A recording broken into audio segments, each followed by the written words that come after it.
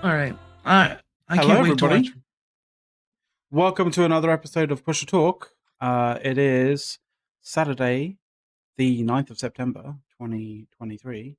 I'm here with Sothrasil, but I'm also here with Eric and with Dawn Raya.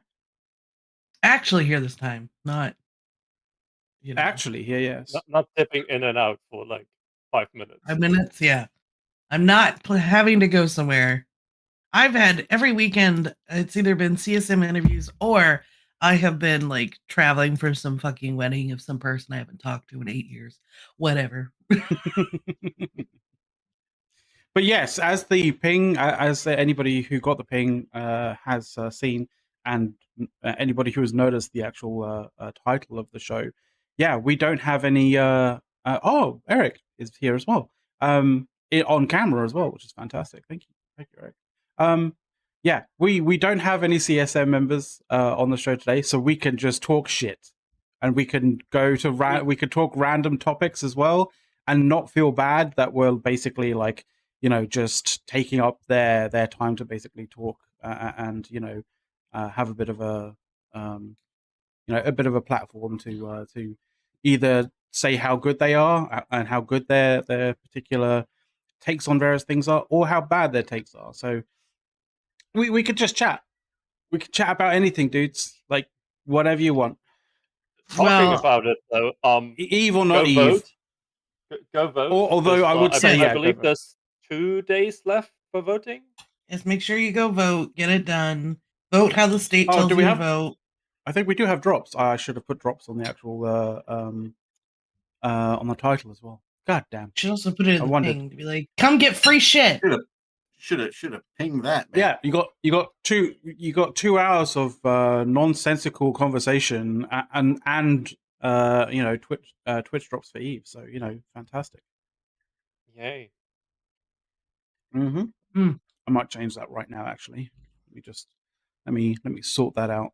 Yeah, I know it's not going to really take effect to people who are already here, but like people who are already here know that it drops are enabled. Well, yeah, exactly. LT at the top right. Yeah, it does actually give you a little pop-up. So a little bar. There we go.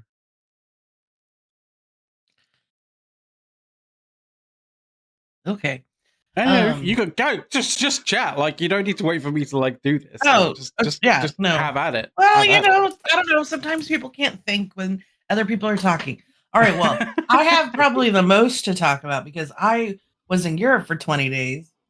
So who's king? Oh yes. You hated Europe. Did you hate Europe? No, I didn't hate Europe. But if there was anything anyone had quick that they wanted to go over before I started on that, now's the time. But okay, no one stopped me. Anyways, so I did 20 days in Europe, did a few days in Amsterdam, 12-day cruise, and then a few more days in Amsterdam before going home. I'll start off with, it was a good trip overall. Very long. I don't recommend 20 days. I don't have a PowerPoint and I don't have photos. I'm sorry. But you can Google anywhere I was. Very all famous stuff. I don't recommend necessarily doing 20 days somewhere, especially when you're traveling that much. But I guess if we were staying in one spot and like just doing little day visits somewhere, that'd be not so bad. But when you're going everywhere for so long, you know what, McLeod, you'll be proud of this. Your country won as the best one to visit out of the entire trip. We enjoyed. I'm wondering. I'm confused. You're white. No. I'm already confused and concerned. So England was actually the surprise of the trip. We actually enjoyed England the most. We didn't even stay that, it wasn't that long. So maybe if I was there longer, I'd have a different opinion. But okay, so I need to reference a question that we mentioned that we asked our CSM members a few times. And I'm referencing this and saying it to you, Dawn. What the hell is wrong with you? Okay. Well, considering all the other experiences I had, you'll understand. Okay. So, well, we do speak a very, very close version of American, so there Not is even that. Language was never a problem anywhere because almost everybody in in the Netherlands speaks English fluently. Okay. Like none of them ever spoke Dutch, like except for with our Dutch friend who would specifically or like purposely speak Dutch just to like make the server feel at ease that if they didn't know something in English that he could help. So but we started off in Amsterdam, did like 2 days there. We had a personal canal cruise. That guy was fantastic. Learned a lot, went and saw a lot. Um it rained on us once. My parents discovered that there is no such thing as Diet Coke in Europe. It's called Coke Light, and it is not the same. And they were very disappointed for the next 20 days. There's also Coke Zero, but it's They equally don't like. horrible. Well, I like Coke Zero enough. My parents do not. So, like, my dad was just like, "I'll just drink iced tea," and my mom was just like, "Ginger ale, root beer." Like, she's picking everything else that like she'll drink, but like they're like hardcore Diet Coke fans. So that was already the first culture shock for them. I forgot to tell them that because I didn't even remember that I couldn't get Diet Coke at a Coke Light. The cruise was really nice. The ship was a smaller ship. We started in Amsterdam and we went to Iceland. So I did get to go see Reykjavik.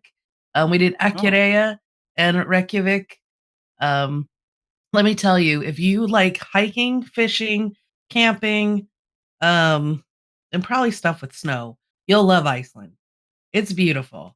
If you don't like doing any of those, go for a day or two and that's all you need to do.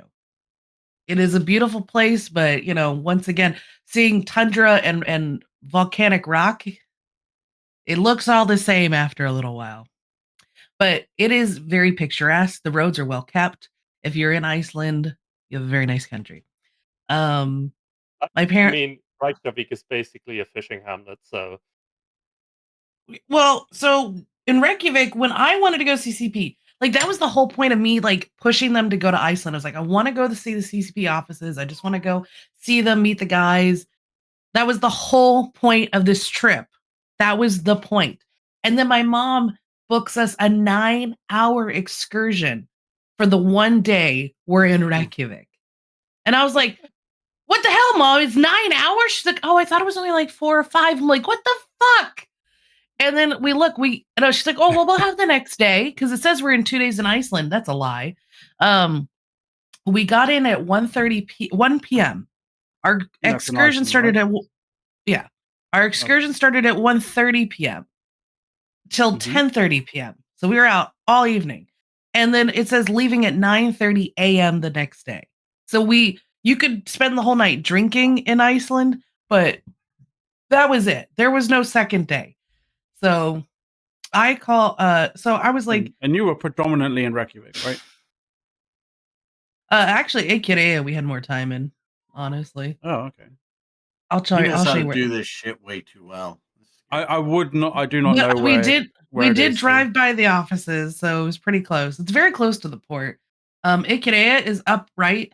So I did get to go to the Arctic Ocean, so I've got that on my belt too.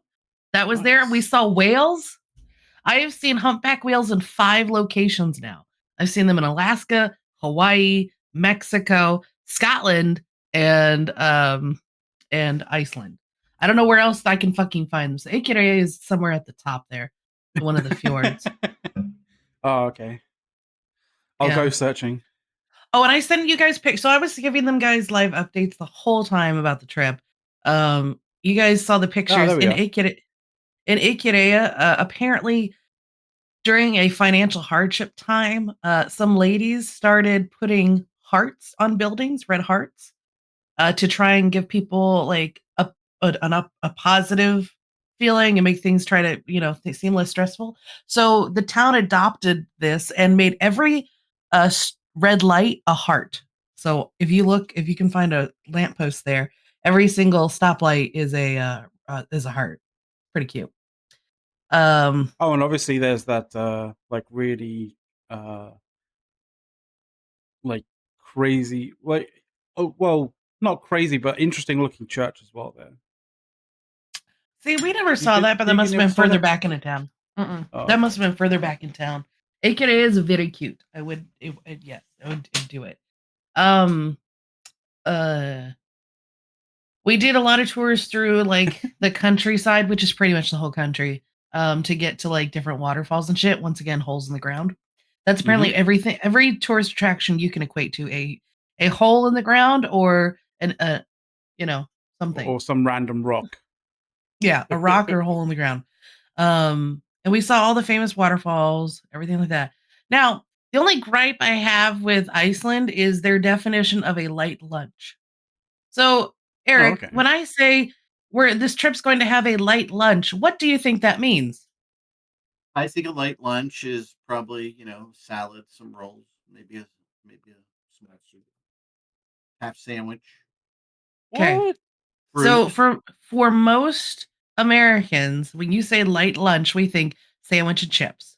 Like if you're on a trip where they need to have mass-produced food or like pre-made food, you're thinking sandwich and chips. That's what we're all thinking. Everyone on the trip is thinking. 100 of us. We show up at some like weird touristy bar, and it's like 3 kinds of soup and some bread, and that's it. And we ate it. It was fine. It was pretty good. But I'm not really much of a soup person. But I was like, what the fuck is this shit? Where's my sandwich? Is Dawn disrespecting the soup? Sure am. I don't really like soup much. You don't deserve Europe. I'm a fan of the soup. Like, well, the thing is like we're on a 9-hour trip. Soup and bread, I'm good. Yeah, but Erik, imagine you're on a 9-hour trip and that's the only food you get the whole time. Yeah, Yeah. No, like that's not a meal. That's a promise of food to come. I need to introduce you to some real soup then. Let's put it this way. If you're going to get, what was it? Soup and chips? Soup and what? A sandwich and chips. But it was soup and bread that we got. Soup and bread is what you got, right? Mm-hmm. Yeah, that's like, okay. For those not in the U.S., that's a fucking appetizer. All right? I'm just saying. Yeah. Like an appetizer. That's just like, Erik, that's like an aperitif. Almost. Without alcohol. Although I'm going to come back on cam here. I had to do something. That really depends on what kind of soup, right? Well, the first one was a chicken kind of rice stew, and then they had coconut chicken and then like a veggie stew. Okay, but did it have meatballs in it? No. Did it have had little pieces of chicken in the first one. And then on our second trip in Iceland, they did the same thing for the 9-hour trip of we're going to have a light lunch. We're like, great. And it was lamb soup, which honestly, lamb was fire. It was good. But it was like, it had potatoes and carrots in it. So it was much more of a substantial meal than the first one. But I was still just like, really? Don, next time you're here, let me know. Come visit. And I'll make you my chicken soup. I do want to go to Germany. And then we talk again how much sustenance is in a soup, okay? Like, a nice hearty beef stew is a meal, but like... I'm just going to point out here, my son did his whole little, a couple years ago, right? When he was a senior in high school. Did his own little European excursion. He said the only place in Europe with good food was Germany. I'm just, that's always good. Germany's got the meats. That'll please solve. Germany doesn't care about how the food looks, right? We only care about taste. We know that because we've all seen sauerkraut. Well, yeah, all German bland, food is like bleached that, right? food. Yeah, my grandma made sweet and sauerkraut. She'd add like sugar to the sauerkraut. It was weird. That's wrong. Okay. So I mean, you kind of do need the sugar in there for the fermentation. Yeah. Well, I know. I mean, she would make sure it was actually like sweet, not just like part of the process, right? So that's how she made it. That's how she liked it. But so Reykjavik, we did the baths. I've never seen so many naked people in one go. Now you don't bathe naked, but for some reason it's the law that you must shower naked first before putting your swimsuit on.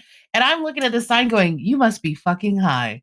because you know what it's like for a fat chick to try and put on a swimsuit when her body's wet? Nothing's moving. It's just like trying to shove, 10 pounds of lard to 5-pound can at that point. It's not pretty. So me and all the Americans on my boat, on my bus were like, fuck that. We just put our swimsuits on, showered, and then got in the beds but goddamn, just so many like naked people everywhere. I was like, God, I don't want to see your sloppy tits flopping around. You have I issue don't with want to. Well, I had like an 8-year-old boy butt ass naked in the shower in the women's room too, and I'm just like, if it was like a 2-year-old or 3-year-old, that's fine. But like, this is like a kid that could clearly go to the men's side all by himself and be fine. What the fuck? Just walking around. That is the European way to some degree. I know. We all knew that. We all knew that going in. We were just like, all right. But the baths were very nice. I did get in the lake. I got in like an Iceland lake. I did get in the lake. It was cold. It was refreshing. It didn't really smell that bad either because they said like, with the sulfur sometimes it smells. It was okay. The ship was fun. My parents and I apparently liked taking voluntary tests because we were the cruise trivia champions at the end of the trip. So Nice. we met a librarian the first day, and so we had multiple trivias throughout the trip, but there was one called Progressive where you got points each session and they would add them up till the end of the trip, and we crushed the other teams, absolutely crushed them. So and then we hit after we were done with Iceland, we went to Belfast, which was also a surprise. Like, this place was lovely. If you need something to do for a day or two, or if you want to do like a quick 2 or 3 nights somewhere, Belfast is gorgeous. Absolutely recommend it. And everyone was really nice and their accents are adorable. So do that. And then we went over to Liverpool, which everyone was like, "Ugh, Liverpool." When I brought it up. I have a question. Do they have liverwurst in Liverpool? I mean, don't know. We were all very surprised that Dawn didn't get stabbed. Okay, Liverpool, like, I'm sure if I went into more seedy areas or if I was there at night during some big event, it could be worse. But my parents loved it. I loved it. My parents did like the Beatles stuff in the morning, and so I got up at like 11, went out to the pier and just kind of looked around for a while. And then we met. I was like, I want to go to a real pub somewhere for lunch. And so we found a pub, and it was called the Slaughterhouse, if you want to look it up. And it had some uneven floors. Came in, they were like, just sit at somebody's table wherever. So we had to share a table with an Irish couple. And then we're just sitting there with our menus and we're looking around and I'm like, I don't know how we order. So I'm texting all the guys in bad posters, like, guys, how do I order in a British pub? Go to the bar, go to the bar, go to the bar. You just go to the bar. Yeah. Yeah. Basically. Yep, that's what it is. So we went to the bar. The ladies were really nice. The food was okay. My dad got a Guinness, like he's supposed to. And then and that was probably one of the most enjoyable days. We just got to really just enjoy being in. Oh, it was also the opening day for Liverpool soccer, so they were having the match, like their opening match on the TVs as well. So, oh, nice. And then so we really enjoyed that. Then we went to Dover the next day, so I could see France from there. So I got to see the narrowest part of the channel. It was pretty narrow, yeah, surprisingly so. Dover was pretty cute. There's more there than I expected it, but it's not someplace that would be like, hell yeah. No, it's not like a resort town. Most people go there to get to London. It's more waiting area for lorries. Yeah, it's waiting area for lorries and basically a transit, like a transit point between the UK and Europe, really. Essentially. I mean, it used to be just a port, right? With no real. Yeah, and then they had to build infrastructure to sort of to deal with the amount of lorries that were there. You can get on the channel near there, I believe. from what we were looking at. Because yeah, you can see the channel underground, right? Is that the white line, or is that just a barrier? With the channel tunnel. Yeah, the channel's very near there. Yeah. So You calling it the channel? yeah, No, the channel tunnel. yeah, the channel. Do you not know that's what everybody calls it? No, they don't. No, they don't. Okay, well, everyone in America calls it the channel. All Oh, right, okay. because it's a channel tunnel, so the channel. Right. Okay. We usually call it. That's the another Eurostar, Americanism. but that's not. Yeah. And then we ended up back in Amsterdam, and then we spent 4 days there. Let me tell you, I don't believe that Europeans go to the bathroom because no one orders a decent amount of liquid to drink, and then you can't find bathrooms anywhere. It was really weird. I think it's absolutely ridiculous to spend $4 on a can of like 330 milliliters of soda. That's stupid. It doesn't cost you guys that much to get this. Coke is everywhere. After about 4 or 5 days of having to spend like $8 or $9 for drinks, I was like ready to rebel. The can cost more than the Coke inside it, right? I know. I was like, what the fuck is this shit? Well, it's usually in restaurants that they have to pay Coca-Cola for licenses and shit. And they also usually make their money on the drinks instead of on the food. I was surprised the food wasn't really more higher price than I would have expected it to be. So, Yeah, I got to say, especially considering that we don't tip, right? But yeah, that's because they make the but money. that's because you spend so much fucking money on drinks, like Yeah, and exactly. asking for a glass of tap water is like they're just like, I don't know what you're talking about. You're like, I just want some water, sparkling or still from the tap. Bring the garden hose over. I don't care. So we started ordering a drink with a glass of ice. To do that, because regulations. Yeah, is your tap water dangerous to drink? Well, maybe you should fix that too. No, it's not. So we would start asking for a cup of ice to so that we could sit there and melt, and we'd have a little bit extra liquid. I mean, at this point in time, then this particular heat wave, yeah, you could do that fairly easily, and you wouldn't have to wait too long. Exactly. How are you dealing with it, Soth, at this point in time? I'm not. I'm half liquid at this point. Especially with that leather couch. Have you touched that in a month? No, I'm not sitting on that. You wouldn't be able to peel. You have to peel yourself off of it, like. No, he would slide off just from all the sweat. No, you sit on that. You no longer slide. Like you start melting into it probably. Yeah. Yeah. Yeah. Leather couches aren't exactly the greatest thing when it's super hot. So I would like to say overall Europe food was mid, but there were a few notable things. There's this place called Lotte in Amsterdam, right in front of the train station. Their beef tenderloin was fucking fire. It was so good. It was amazing. We were not disappointed with it at all. Highly recommend getting it. There's this Chinese restaurant that's in Amsterdam, and it was way better than I expected it to be. And then there's some like 40 million Argentinian steakhouses in Amsterdam because I guess they really like them. And we went to one that had nobody else in it, so we were a little leery, but it was also one of the best fucking meals we had the entire trip. So I would recommend those. I would not recommend getting the fries. Like, they're okay, but you'll see lines, just like 40 people in line waiting for this fry joint to get mayo on fries. Ugh. Mayo on fries is okay. You should try it. Like, really. I hate mayo. You need to, like, we are talking proper mayo, right? Not this like Miracle Whip bullshit. We are talking good mayo, right?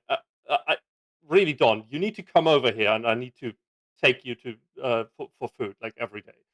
as I said, like we got some good food. Like there was good food. There was also food that was like, okay, this is fine. Or like you start missing like how things taste at home versus there. I was like, I don't. I was Yeah. like, I understand why Europeans go on vacation for 3 months at a time. I would hate living here too. Oh, shots fired. Yeah, Wow. you gotta remember. Holy shit. You gotta remember when we go on Holy vacation, shit. we go on vacation in Europe. So No, yeah. you guys go to No. Caribbean islands. You go to Indonesia, Sri Lanka. No. We every so often maybe we might, but most of the time we go to other areas of Europe or European islands. Although we went all over. It wasn't just Amsterdam. I gotta say, when we went to Copenhagen, everyone was like, "Oh yeah, the food's here is so different," and I was like, "It's literally the same food that I get at home." Like, well, it's not literally. like Denmark is that much different from Germany. Well, northern Germany, yeah. Well, the food will be different than in, say Italy, for example, right? Yes. So, I think our Italian was had a bit of wasn't really interested in the food per se. Yeah, that was the annoying part. All my people that like were in places where I could visit them, y'all were in Copenhagen the weekend that I was like near any of you guys. So annoying. Oh, we're in. Well, you could have come to Copenhagen. I mean, we planned the thing like a year in advance. So did we. We planned our cruise a year in advance. Sounds like you guys didn't coordinate properly. Well, I would have. I wanted to. We just didn't have time. You know that, right? Yeah. Well, my budget, with how expensive this trip was, plus the trip I have in November, I have to spend next year saving up because I want to go to Japan the year after that. So that'll be. I'm gonna finally drag my parents to it. My dad's like okay with doing. My mom's really worried that she's like, we won't know the language. How are we gonna get around? I'm like, dude, you just start pointing and you'll figure it out. Like I've already done Japan once. It's not hard. Everything you need that you need to be able to read is an English letter. I would say though, the food in Japan is very different from what you know. Oh yeah, very different. You know what? In a lot in less Japan, sweet as well. So okay, so I've been to Japan before. So this was freshman year of college. So we didn't have smartphones or ways to look shit up. Like we're just walking around. You can find fried chicken and rice anywhere. You can find a fried pork sandwich they do fried anywhere. Chicken, for sure. They do. You can find food. I can find food that my mother would eat, no problem. Oh they yeah, do KFC better fried chicken than you guys would do fried chicken. So yeah, but KFC is very popular. They have Subway's also really popular. They've got McDonald's, they got Wendy's, they got almost all of the American food. So like if we need our comfort foods, we can find it. But also there's vending machines everywhere. You can get a beer for $4 out of a vending machine. And it's not like a teeny tiny, it's not like Europe ripping you off with your liquid so you don't go to the bathroom anywhere. Like I'm just it's like point out you can literally go into a supermarket here to get a beer and it won't be €4. It will be yes, that's a supermarket versus yes, those are going to be cheaper for sure. Because you can buy alcohol in supermarkets here. You can buy alcohol out of the vending machine, no carding or nothing. I mean, and you it's can buy all sorts of things out of a vending machine in Japan. Yes, you can buy anything out of a vending machine, but it's like 32 fluid ounces versus a 250 milliliter bottle. Like you can, and like they have Pocari Sweat is like the big brand of like weird like water kind of stuff there.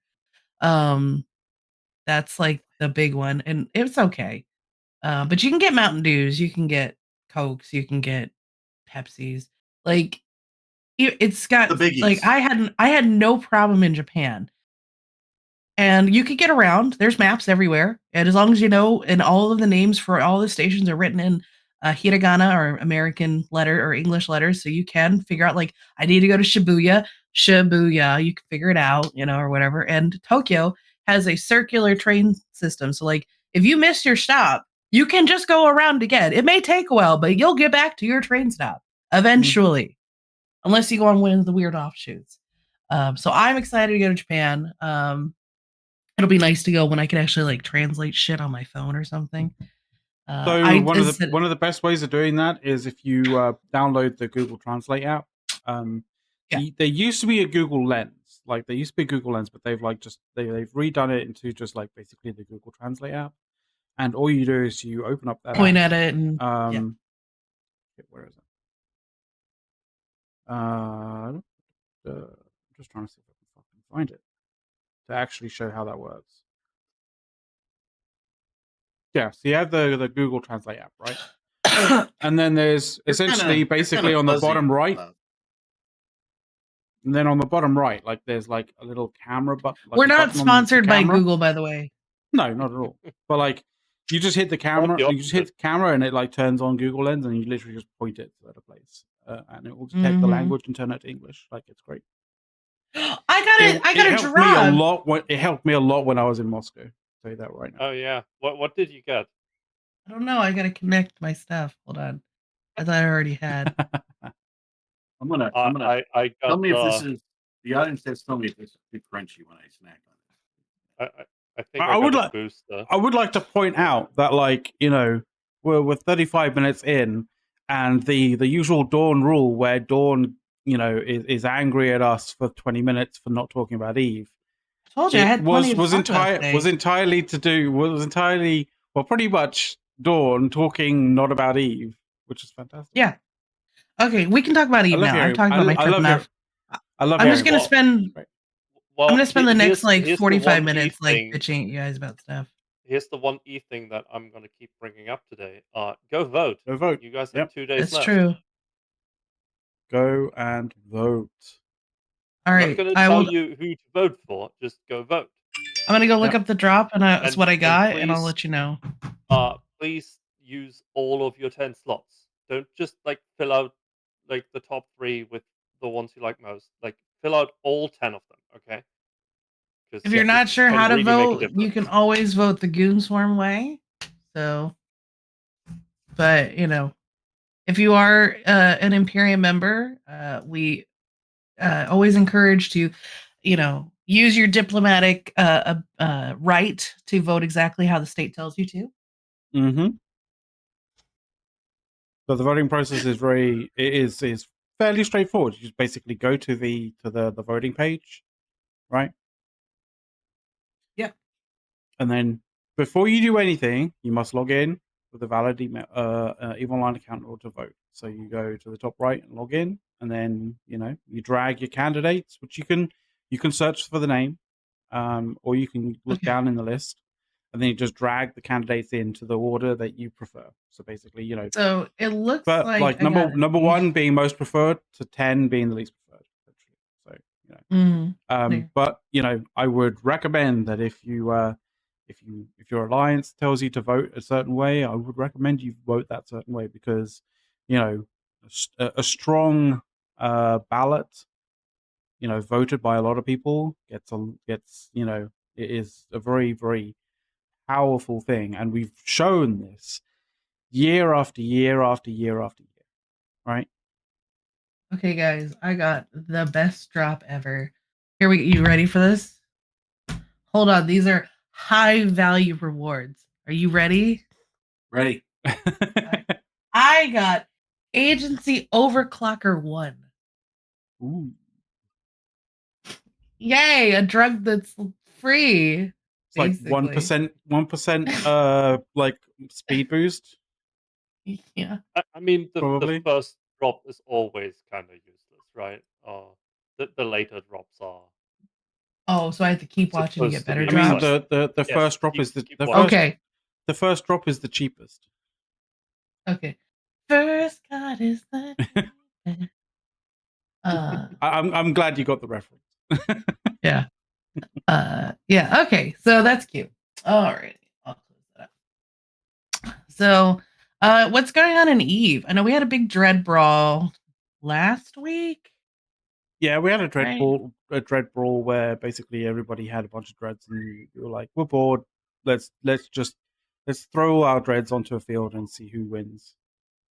And it turned into a reshipping game. And to be fair, if it's turned into a reshipping game, and the one side is much closer to their location to reship from, and they have a system that is a lot more freer from from tie-dye, then chances are they're going to reship a lot easier and a lot better and come into the fight a lot faster. So yeah, that was probably the Achilles heel for Init, that we couldn't reship as anywhere near as fast. Yeah, it didn't end well. But hey, people had fun, and that was the important thing. Yeah, I've always observed goons are not good at dread fights on average, or at least we have poor luck when it comes to dread fights. So anytime I see dreads now, I personally am always like, it's either not going to do nothing or it's not going to go well. Because we lost like what, $1 trillion on that. I know it was mixed between us and Brave, but I can't think of a single dread fight Goons has won. We've either gotten close to even or we have been royally fucked in the past 5 years. I tend to think that Goons sort of like idea or philosophy on dread brawls and that kind of thing is basically to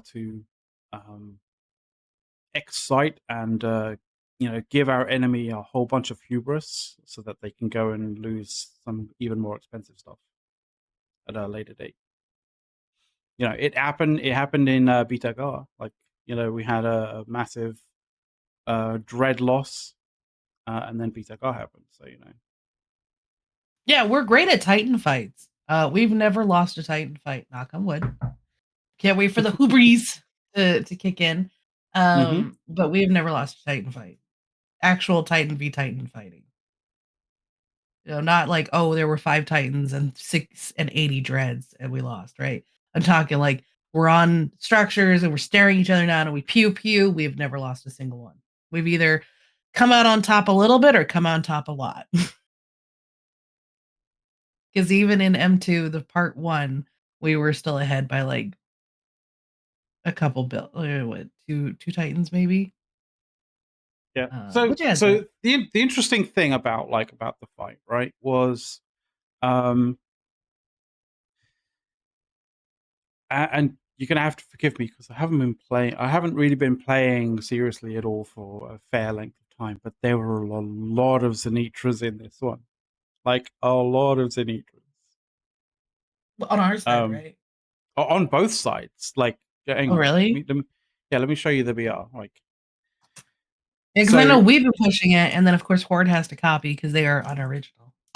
So here's a BR. It may not be entirely 1000% correct, but like the majority of the large groups are in the right location, right? So look at just Zenitras. Look at all of these Zenitras on field. I remember in a Dread Ball, you see 1 or 2. No, go back up. Go back up. Fleb. Yeah. No, down a bit. Find Fleblock on our right side. Go down a bit. What? Keep scrolling down. Down. Yeah, I'm going down. The other down. That's up, sweetie. Keep going down. There, yeah. Stop. Fleblock lost 1, 2, 3, 4 Zernitras. Why do you keep moving? Oh, it's delayed. I don't know why I'm sorry. I'm like, what are you talking about? Okay, go up. Yeah. So yeah, Fleblock lost 4 of them. 4 Zenitras, yeah. Yeah, and they're all like 10 mil each, yeah. Yeah, I just happened to point out, I was like, because he's one of the directors in Starbucks. I was like, well, it makes sense of him having 4, but dear God, son, like, I mean, if you got them to throw around, fair enough. But like, yeah, there were a lot of Zenitras that people wanted to lose, clearly. And also it wasn't just like, oh, there's a bunch of Zenitras and then the rest of like T1, regular dreads. Nope. There were a lot of faction dreads. A lot of faction dreads there as well. How did they perform? I don't know. I Well, imagine. apparently I imagine they do fine. perform. I imagine they do perform, because if they didn't perform, then they wouldn't be fielded. Thanks for subscribing, Eric. But yeah, like, you know, there are a lot of. I mean, look at the amount of Rev navies. Well, if you look on the left versus right side, our revs got absolutely obliterated. Oh yeah, no, our revs did literally die in their seemingly hundreds. Like, I don't know, it was kind of ludicrous. I lost one of my 4 dreads. I have 4 dreads. I need more. So 43 Zenitra's lost our side, 30 Zenitra's lost their side. We lost 181 revs, regular revelations. That's just fucking psychotic. That's definitely a revelation. Yes. Yeah. 181 revs? They really they pick their target. Like, we're killing. It's like in the Titan fight where they're like, we're killing Erebus's and Ragnarok's first. They were going for the easy win layup rev. Oh yeah, you know, like, so there was a someone did like a nice like cumulative losses and stuff, and you could see, you can see that Naglfars and Morris's like getting dumpstered first, and then like it just took off in terms of like the revs killed. Like, well, I think when they figured out if they focused them, they could. It's but it's it's one of those things where, if you're flying a revelation, then the people who are flying Naglfars and Morrises are your tank until there's not really that many left, and then and that's when your tank has disappeared, and then you're just like your target number 1. Like, yeah, it happened. That happened. Well, I think they just figured out that they're the easiest ones to kill out of everything that was on the field, because we don't really have that many Phoenix. We don't have that many Phoenixes or Moroses in general in our fleets, because let's be honest here, the Rev is the best looking one. It is the coolest, having giant laser beams come out of it. It is easily the best looking one. Yeah. So that's why, like, and most people have Titan or avatars. The avatar is the most popular Titan by a long shot. And so then you have the overlapping skills of like, well, if I know a Titan, then I can get into a Rev very easily.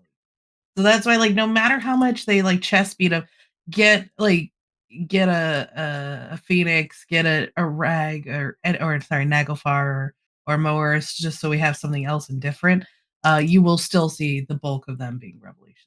Zernitras are more popular because giant laser beam go. Yeah, plus ramp up of damage. Like, oh yeah. Plus last I will say that Laszlo is Laszlo and Highbrand are like dropping the truth in the chat. Like, Zenitra's Phoenix Navies are definitely the best, and the reason for the Navy Dreads, as far thank you Highbrand for that. Like, Navy Dreads are 50% more tank, so that makes a lot of sense, right? So, but they are expensive. We are talking like what, 11 bill money. over. We are talking money. We're talking money, like, between 9 to 11 to 12 versus 5 to 6, right? So it's like you got 50% more tank, but you're also that tank is literally 50% more ISK as well. So, 100%. Can you get you can't get the Navy blueprint, or sorry, the Rev or anything blueprints from the regular LP store. You have to do faction warfare, right? Fairly certain, yeah. Most likely. Because I was like, I could pump out a lot of Caldari Navy Phoenixes if it was Caldari Navy LP. I have a decent amount. Well, there's obviously a lot of people who are taking part in the faction warfare, like especially with the revamp and everything. So it makes sense, right? Well, let's talk about that revamp a little bit. I've heard nothing about it, or like Nothing interesting has come out of it. I've in the heard last I've heard few nothing months. bad about it. Like whether that's good or bad, I'm not sure. But like I haven't heard people shitting out on it, kind of thing. But maybe it's just people are too involved in enjoying it as such. I don't know. Like, There was Sloth, have I you heard didn't have any. anything? Have you heard anything decent about it, or anything to do, how people are feeling about? Or is he? He's Is he dead. frozen? Is he frozen? I'm dead. He's dead. Oh, the heat's getting to you. No, I've Yes, heard it is. nothing about faction warfare since it started, or since it got revamped. And I did some of it too, so like I know how it was working, but I haven't heard anything. I know there's been some issues. Wasn't there like an open letter to CCP about it as well?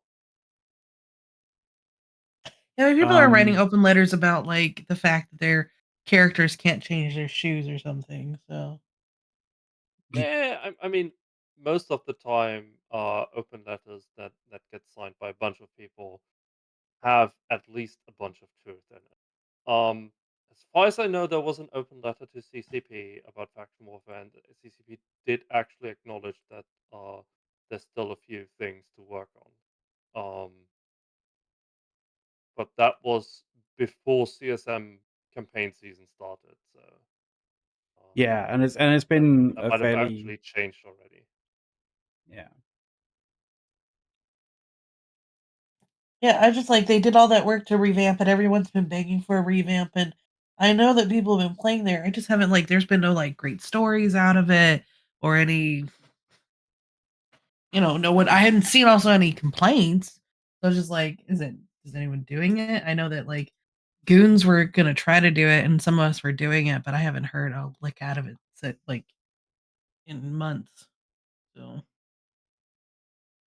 I hope everybody doing it is having a good time. No, I'm not seeing this open letter such like. Are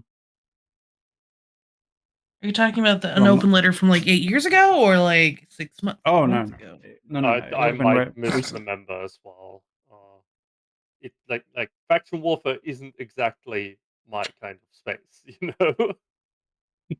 Oh, have you seen It's either massive nullsec or tawny stuff, and that's nothing in between. Like, have you seen what Horde's been complaining about for CSM? I mean, Horde's been complaining about. Horde complains about a lot of stuff. Like, well, apparently they're complaining about us lobbying for them to get NPC space because they don't want us to be able to drop on them. I mean, the issue is like, yeah, fair enough. They positioned themselves in drone space and that kind of area, right? Like, and it's fair enough, right? But the thing is, should any area of space be completely safe? And I don't think so. Like, I think there was so there's been a lot of discussion, especially with like CSM candidates talking about this as well. And I'm also very much in the same frame of mind as Brisk with regards to it'll be nice if you're it's always nice if you're roaming that you can find some place that you can safe up for a moment and repair your ship and go take a piss, right? Well, also like it allows for a place for an enemy to have a reasonable spot to begin a siege of your area and require you to be active in defense, not just gate camping one gate and keep people out, right? Yeah. Per se. Also like, and I don't mind some areas not having access, like period basis, Cloud Ring, branch, what one of the bottom ones, whatever's it's not Wicked Creek, but like Omist, right? Yeah. Way out there in the right corner. Kind of thing. Yeah. Like those ones having no NPC space is fine because you're so far away from any fucking trade center. You're making a trade-off there, right? You have higher safety, but more inconvenience to getting some of those materials that you might need for stuff out there. That's fine. Cavalli Expanse is not, far from anything per se. Not at all. So the fact that you can't get in there very easily, and then any other, I don't know all the drone space ones, but basically that whole area has decent access to low sec and high sec of being, maybe 10, 15 jumps away at most. Like it's not, and some of it you can jump, jump to. Like it's not the same kind of argument of like, it being, not, it should not have NPC space because our ratting is terrible. Okay, well then fix the ratting. Like change the drone ratting. No one needs excavators anymore. Like for in en masse as they did before. So And so one of the other things as well is like the people who live up in the sort of drone land region would say like, oh, but our space isn't safe because people can come through in wormholes. It's like, well, that's everywhere. I mean, yeah, exactly. It's a case of like, well, that's not specifically just to you. Like that happens everywhere. Like, it's a case of everybody else has to deal with that, as well as people bridging Black Ops ships from from null space to screw with like like all sorts of different things, right? Not just money making activities, but also other things, right? Like so it's just like using that particular excuse is like null and void in my mind. Don't know how you guys feel about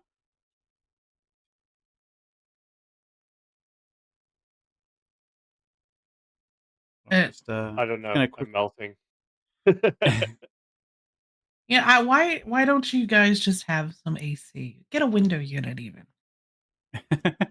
Funny thing, at my new job, the AC was actually broken on Thursday, which was the first day here where it started getting really hot. Like, I don't get why you guys choose to suffer. Because it usually, historically, it doesn't get that hot. I don't know, the last like 5-10 years, you're like, oh, it's so hot. Oh no. And sorry, I have to go at people who claim that that Dronelands isn't safe. By pointing to Great Wildlands and Curse. Like this is where Great Wildlands is. This is where Curse is, right? Imagine the amount of like damage that you can do in these areas in Smother and Detorred from it, or even in Cache, right? Or maybe in the Spire or Ethereum Reach or Oasa or Outer Passage from Great Wildlands or from Curse. Like you can't. Fucking bullshit. Whereas like say for example, Venal, like Venal extends basically all the way up to to sort of around here, right? And you can literally jump into Branch and Tenal from Venal, like, and bridge various different things, like, like the capacity of being able to, screw with people in Branch and Tenal from Venal, or like, Decline or Fade from Pureblind, NPC Pureblind, is just so much more. That it's just like, I still think they should. I think they should just invert the game, make the outer areas high sec, and then the inner areas null sec, and then like the middle ring still be low sec. Like, that would be quite the shift. I mean, just think about it. Let's say you were wanting to, encourage more fights. Well, put the good stuff closer together, but like not too close where like you could still be, have different groups on one side and then other groups on the other, and then you just have the four corners for the trade hubs. Or imagine if there was like one dot of high sec in the center as like the main trade hub, just watching the calamity. I mean, the thing is, CCP has shown that like they're okay with like, screwing with the map in some way, shape, or form. When they made Pochven, they did that, right? Yeah, and that was a significant thing. you might remember that I got really excited for the possibilities when the whole Podman thing happened, right? Yeah. You Oh no, could we were get all rid. hyper negative. I don't know what you're talking about. You might have been. Well, I was negative as well. As I said, I was excited about the possibilities. Mm. I did know that CCP would fuck it up. Anyway, you could get rid of some really unnecessary space that is just being unused right now, and is just making the universe bigger than it needs to be, right? Which Mm. I makes was looking makes at that map, kind like of going, necessity, kinda. hmm. That's just my opinion, though. I'm sure there's lots of people who would disagree with me. I mean, Ooh. there's definitely areas of the map that seem to be like, quite devoid, and just have huge jump gates, like No, it's fairly Detroit, not fairly Detroit. lengthy jump gates, like going here, there, and everywhere. Yeah. Which could very well, like, it would be nice to actually have like a sudden seam of like NPC space suddenly run through it. You know what I mean? You know, Like, be interesting would be if they folded the map up into a like folded the four corners together. Because right now, I don't care what it says, it is like a flat pancake with our space, right? Imagine if they just brought Cobalt Edge and Branchantino, Delve, or Period Basis, pick one of them, and then Omist or whatever, and then made them touch. That would completely change the map. Just doing those four connections would change the map so much with how people interact and also, move around so the to state. bring the very top Bring end it to of a ball. Cobalt Edge like round and like almost touching Period Basis sort of thing. Yeah, And and like, then just pick up a region and just make it like, or use wormholes even as like the center point between those four, like static holes into like a couple wormhole spaces or something. That'd be hilarious. that would be Or mental. well, because it's so flat, like It it would be it would really be nice if you could just like crazy. fold it in. It would be crazy, but it would be cool. I think it would be really cool. Imagine like you know how like the Eve Gate, you know, they made the Eve Gate to go to another place and it was this big hole that was there for a while. Imagine if on the four corners we just made like big gates, like player built structures that could connect you to the other corners of the map or somewhere else, right?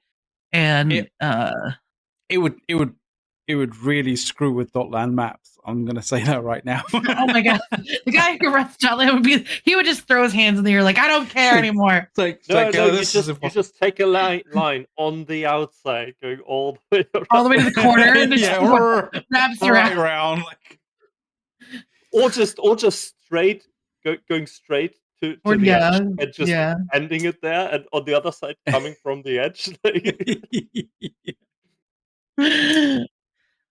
We're oh, like, well, Christ. now if you live in Cobalt Edge, you can just go to Delve anytime you want. Just, you know, That would be pretty cool. Not gonna lie. Just But you yeah. could it would even shorten our trip to make it, Kovala and them either, you know, too. Yeah. if you go with like So if you had all like stuff, this edge of Cobalt Edge, right? If you had like that top edge of Cobalt Edge, like fit literally like in this kind of like little pocket of Delve. Yeah, so or That would period be basis or perfect. something, right? Someone down there. Yeah. You could have them connect, and it would just be a circle or a sphere. You can make it a sphere instead of this flat plane. That would be really cool. I think that would be really cool. And then you can tie it into other things, right? You can tie it into lore events. It could be like some You could some add new Omis super to gate Branch. that we don't understand how nice. it works, shit like that. Use Jove gates. They And made Jove gates. Add Jove gates there. It'd be cool if it's if this slowly happened, like to the cluster as well. Like, you know, CCP not specifically telling us that it's happening, but it's slowly happening. I'm just saying these are some options where you won't ever have to actually change the map, so you don't have to go into that much coding. But they're used to making new gates, so why can't they just make that? I mean, it is a 3D map as such. 3D my ass. It's a horrible 2D map.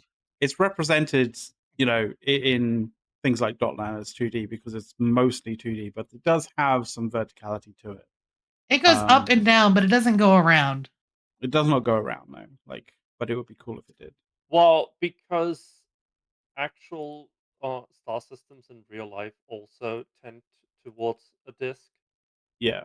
That's just it's because how things works. Because we're currently spiraling around the center of the universe.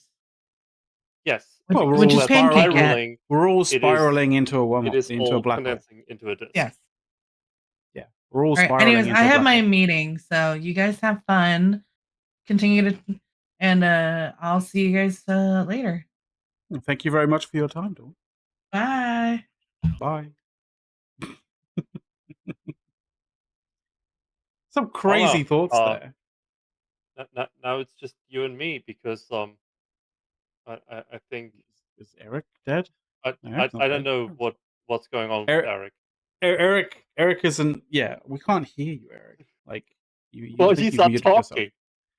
Oh, there you go. Oh, there we go. Buddy of mine called me earlier. I had to put on mute. Buddy of mine called me earlier because he was buying a printer for his son in college, so he needed some advice. Oh dear. Okay. Oh dear. And I'm sitting here eating a printer. I mean, I would say if you're buying a printer, then don't buy a printer with cartridges. Buy a printer with like an ink reservoir, like a Epson EcoPrint. Yeah, like one of those. Like if you're buying a cartridge, that's what he was buying. Oh, okay, cool. That's good. Also, he just wanted to know. He goes, cartridges are a scam. I have three, and they're 3 different, $50 increments, right? I said, buy the most expensive one and be done with it, okay? Can I just ask, why does he need a printer?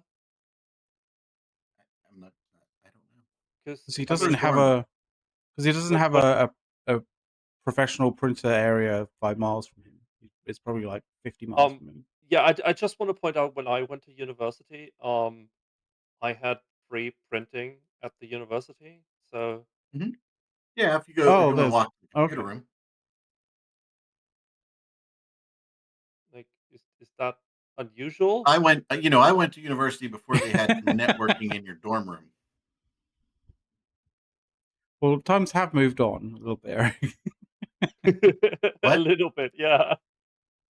Yeah. Also, why do you need printing in this day and age? Like, who prints out things?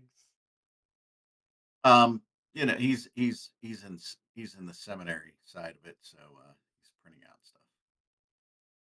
Who prints out things? Well, apparently there's a few government agencies and departments and stuff in the UK that definitely do that still.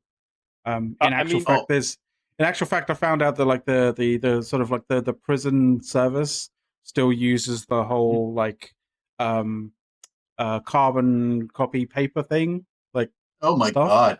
Like, yeah, exactly. It's so antiquated. It can get worse, Mac. So German bureaucracy puts things into databases only to print shit out so they can use the fax machine and then file it into a bunch of and then handily put it back into a database on the other end. Yes. I would have thought at least file it into a big sort of like fucking stack of my favorite bullets, but like putting it back into a database, like, oh, for fuck's sake. Yep. We might get on occasion a request for like a wage garnishment or something, right? For child support or whatever. They're like, we can fax that over to you. I'm like, we don't have fax. Email it. Something. No, we have a fax. I'm like, how many companies do you work with that actually have faxes now? Not too many. Let me control V this into Pastebin and send you the Pastebin. Yeah.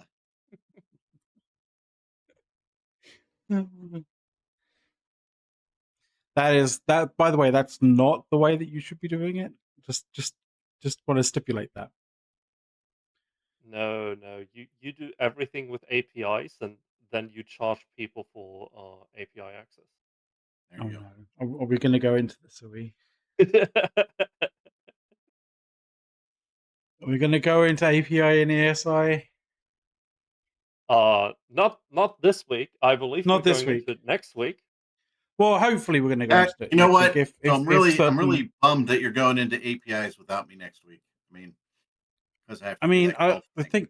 So that it's been an absolute ball ache to try and get like people's timetables to like sync in, and it's like literally been a case of like, oh, okay, we can't do the API one this week. Okay, we can't do it the next week. Okay, fair enough. Like maybe the week after. Like The let's 30th would be see good for the me. weekend after, like the 30th.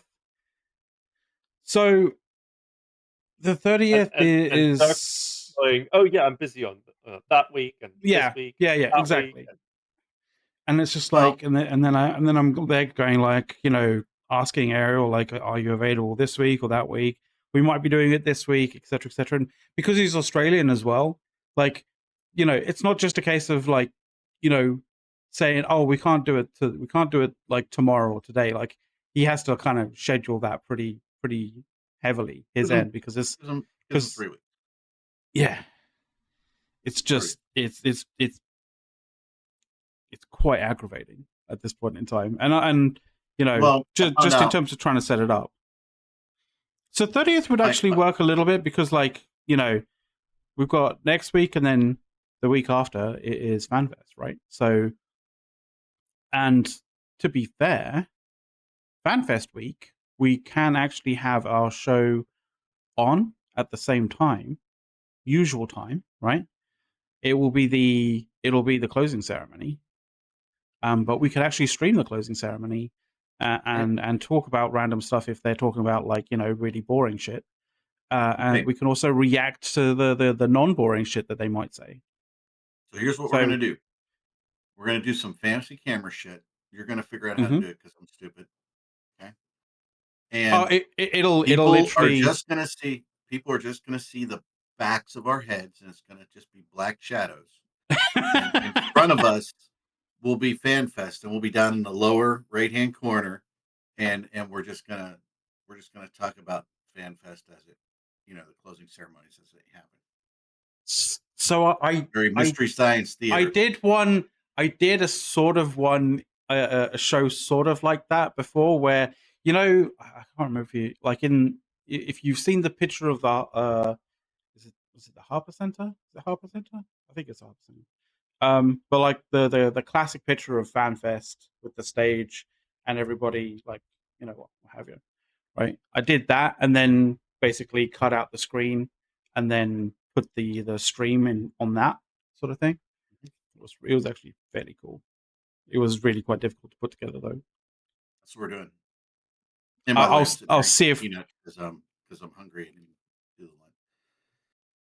So it's too fucking hot to eat. Like, Jesus Christ. I just you guys want really to point dying out, over there, huh? You guys did not just hear that, did you? No. Because my fire alarm just went off once. Yeah.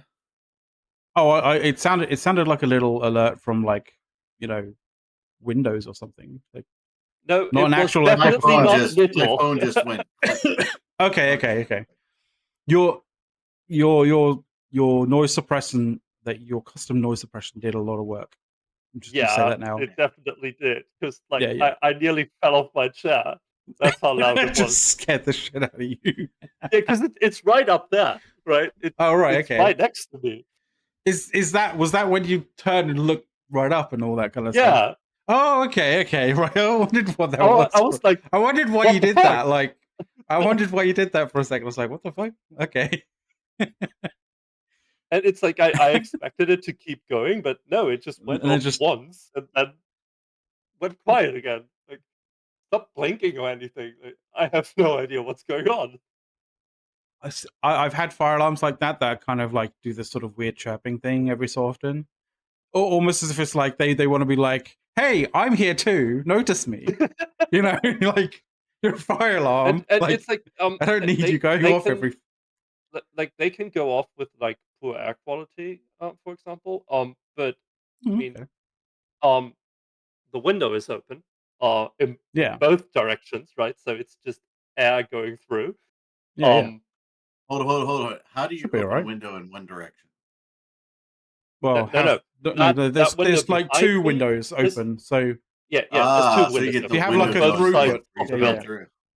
yeah. That's what it means. Yeah, I and know what he it meant. can't be That the was just a battery joke. because they get checked once a year and the batteries get changed. Oh, okay. So how So hot is it's just decided to randomly like. Well, it's today, like specifically in the UK. Today was officially the hottest day of the year in the UK. So Yeah. So what's your Outside temp? outside right 32.7. now, 32.7. It's 90 Yes. degrees for crying outside. You guys are just freaking pansies. Okay. So We don't have air conditioning, and our actually houses are less built here. to basically retain heat and then like basically radiate heat inside. Like so, although Or it's yours. 30, well, yeah, ours are like Mediterranean buildings. Houses in the what's it where you are, typically in the Scott? Mediterranean are pretty good at like retain reflecting heat and that sort of stuff. So It's probably less outside now than it is inside. I'm looking right now. It's 22 degrees outside. Earlier it was 27. But there's no wind. Do you know how often it happens that we have no wind here? yeah, I got fucking zero wind here. It's Uh, that's the killer. we That's the have thing. 20 kilometers an hour of wind, which is it's basically nothing for here. Yeah, I'm not sure what we have actually. Like I mean, I'm looking outside and there's literally nothing moving. So like Like I know I I'm doubt we even have complaining, but 20. it's not that bad. It's below 30 degrees, right? It it's nice for summer, but I can imagine further down south, it being really bad. Like if I The other look at kind of thing France right is now, I'm the other very kind of thing happy to is not be in France. yeah, the other kind of thing is humidity as well. Like, a lot of people have like higher temperatures but much lower humidity. And so that dry heat like doesn't when you get into shade, it's actually quite nice. But the heat that we have here is just essentially it's like you go into shade and there is zero difference. Like absolutely no difference whatsoever. And that's Dude, that's it was the like kind that sucks. 91, 92 Fahrenheit, which is about where you are now, Cloud. Mm-hmm. Yeah. Last weekend, Sunday and Monday last week, we were on, had our days off. We're out there playing golf in the high humidity. I don't know what you guys are crying about. Okay. What I I don't find understand. funny, Mac, if you look at the map, um, there's like this belt of like 20 degrees, um, in Mm-hmm. like southern Europe Right. through like Switzerland and Austria. Okay. Like not far away from that in Italy, there's like 30, 35 degrees. Jesus. Just it looks very weird. Yeah, our wind is like 5 to 6 mile an hour, if that. Like it's nothing basically. What's that in freedom units? Miles per hour? Like, I mean, shit. Wait, maybe 7 kilometers an hour. Oh, yeah. That's basically not moving at all, right? No, there's no movement whatsoever. Yeah. Which is why I'm relying on fucking fans at this point in time. Fans and decent noise suppression on my microphone. Because if I didn't have noise suppression, yeah, you'd be hearing this. Like, I could turn it off now for a second. I'll turn it off for a second just so you guys can hear. You're not gonna like it. So this is what it sounds like. We're without noise suppression, and yeah, Yeah, I don't like it. yeah, I don't like it either. That's why I have noise suppression on, because like I don't want to flying around and alert turboprop. Yeah. Yeah, basically, it's basically like a small airplane engine, like there. Because if I didn't have that, like, yeah, this show wouldn't be happening. Also, I have no idea how my PC is doing in this heat. Like, Jesus Christ. Also, it helps having ice and liquids.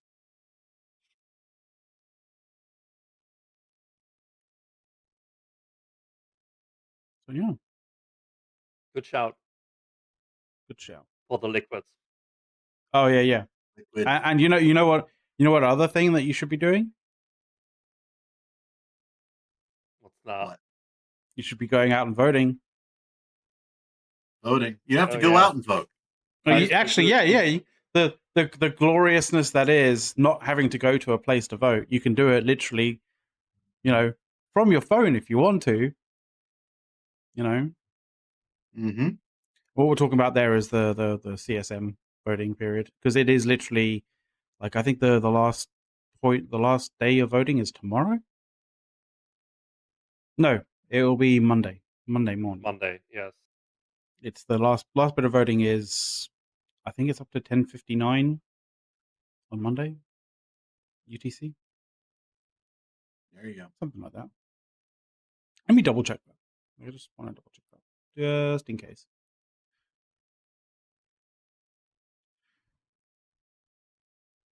It is, yes. Voting ends at 1100 UTC. Which is basically, voting ends at the start of downtime on Monday. So if you haven't voted by downtime on Monday, then you missed your point. You missed the point at which you can actually vote for your candidates. And if people are going to vote for candidates, do any of you have any particular hot picks for candidates? Apart from Millant, obviously.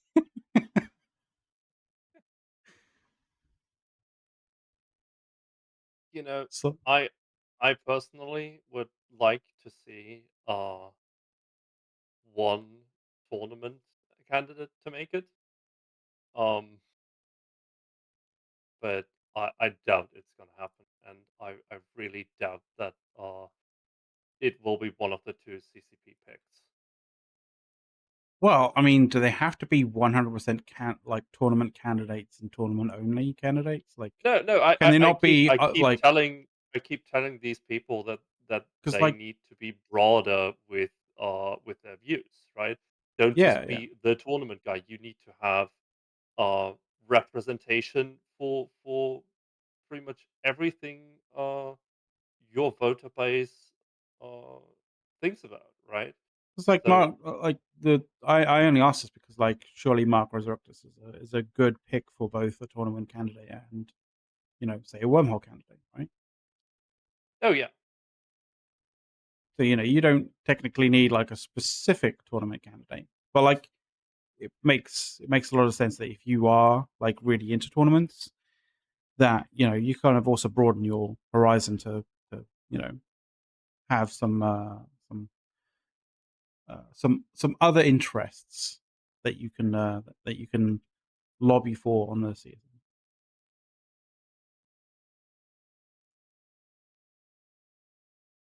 I gotta be honest, I forgot about Mark for a second. So yeah, the chances of getting a tournament candidate is actually It's actually all right. quite high Yeah, not too bad. because returning CSM candidates are more likely to be voted in again. Especially if they've been doing God's work. It seems like they have been. So yeah. Any other picks? Like, because I secretly hope that Oz will get on. I don't know why. Like, but yeah. Well, I haven't really talked much to Oz, even though I was the one inviting him to the show. Mm. But from what I read, yes, Oz could be an interesting pick, right? He could definitely Yeah. move a few things at in the CSM. I'm not sure if he could move things at CCP because that's always a hard ask, right? CCP are the ones who decide if they listen to the feedback or not. Mm-hmm. But yes, I would definitely get interesting with Oz on So the CSM. the question really is like, you know, if we do, you know, would CCP spite us specifically, and would calling out particular candidates basically be a poison chalice?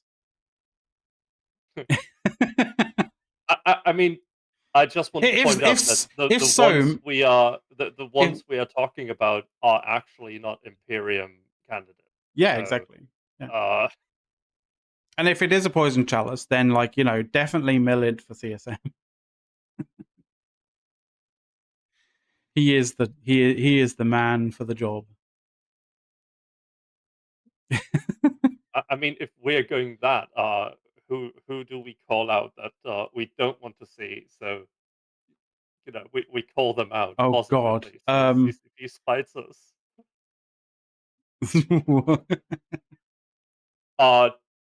Deceit? I was gonna say, is he still running? Is he I don't know. technically still running? I'm not sure. I don't know. I don't know if he is running. I don't know if CCP pulled the plug on his campaign. I have no idea. So I know that, like, Is the threat still up? it was locked, and it was like, I know that it was locked, and I know that it was delisted, Where but I is don't know whether he was like, whether, I know it was delisted because I saw that, like, the actual thing was delisted. But, like, I don't know um if, like, delisting it is a kind of a way for CCP to say that, like, the guy's been, you know, disqualified. I know that, you know, for whatever he's still in reason, the list? And is he? yeah, he's still in the list. He's Um, what the I don't fuck? know if you can vote for him. Uh, I would have to flex an account to find that out. If you vote for Is delist, if you vote, sorry, CC if you vote for deceit, then you're a fucking moron. well, I'm yes, just saying. but I mean, the fact that you can still vote for him, not that you're doing it, is mind blowing to me. Yes, the thread is still locked, but it is still up. What the fuck? That is so bonkers. Well, yeah, you know, let's just vote somebody who clearly, you know, doesn't give a fuck about the TOS and the ULA, and, you know, it is fine for people using, you know, rule breaking bots, and, you know, profiting on them. Like, Jesus Christ. Yeah.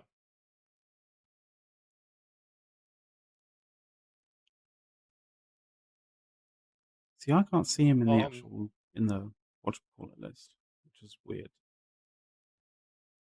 See. I would say Gideon would be interesting as well. Um. We had him on the show. Uh. He. I would say he's an interesting candidate. One that could probably still be molded, so to say, right? Um. He was He very doesn't have iron in. he was definitely outspoken. He was very up for having you know, a spirited conversation about various different Yes. things. And that's fair. That's fair. You know, you do need candidates that, you know, will stick up for what they believe in, but like, you know, also will Still take be open for arguments to the you also right? you also need people open to, you know, alternative viewpoints and arguments to the contrary, right? Yeah. Yeah. That is also a very important thing to have as a CSM.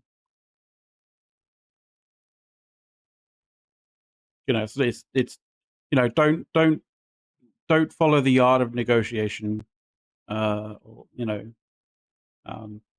as, you know,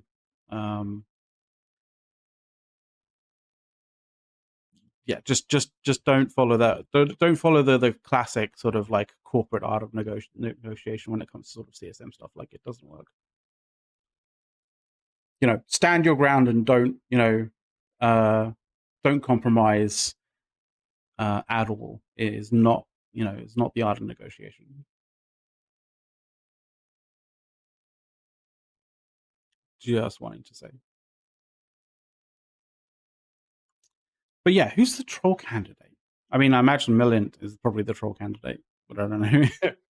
Millant probably doesn't think that he's the troll candidate, but you know, He is. do troll, He but do definitely is. he definitely is. That said, do all troll candidates know that they're the troll candidate, or do they really think that they're not the troll candidate? Like, looking at this list, that there's like a bunch of them I've never heard of, which Yeah. might not mean a lot because I'm bad with names.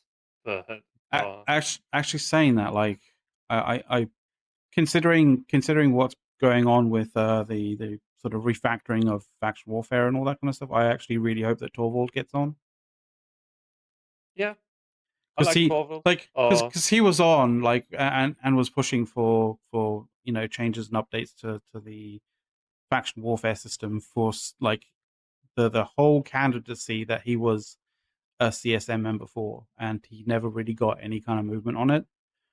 And then I think like the next year they kind of thought about it, and then the year after they started to actually do something.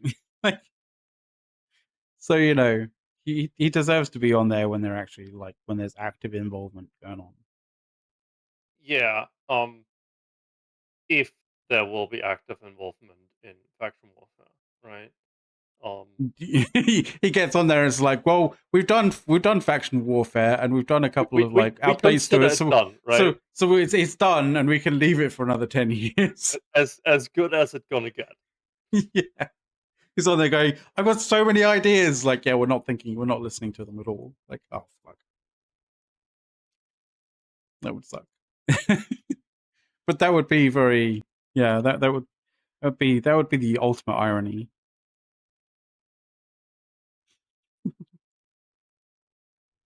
And I don't think he should shave his mustache. He's as fine. He's fine as he is.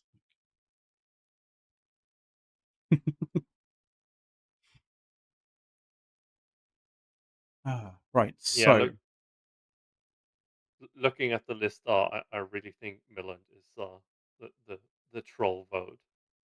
mm-hmm.